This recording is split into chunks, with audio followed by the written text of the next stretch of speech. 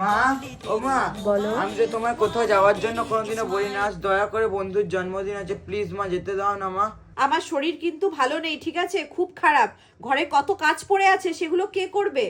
হ্যাঁ, তাহলে তুই এই কাজগুলো করে দে দেখি। আর শোন, তোর বাবা ঘরে আসার আগে কিন্তু চলে আসবি, না হলে আবার বকাবকি করবে, ঠিক আছে? হ্যাঁ মা, হ্যাঁ আমি সবগুলোকে করে হ্যাঁ, দিচ্ছি, সব হ্যাঁ, কাজ। ঠিক আছে, ঠিক আছে।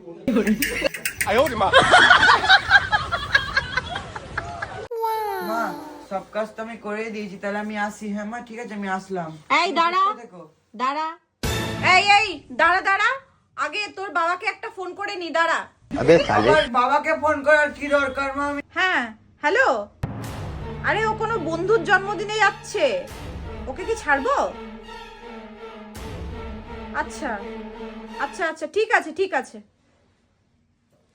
শোন, তোর বাবা বললো যে ঘরে যা হয়েছে রান্না বান্না খেয়ে নিতে। বাবা খুব বকাবকি করছে, যেতে মানা করছে, যাস না, ঘরেই থাক চুপচাপ, ঠিক আছে? ঘরে খেয়ে দিয়ে ঘুমিয়ে যা। পুরো কাজ করলাম, তাও আমাকে যেতে দিল না। ছলো নয়নে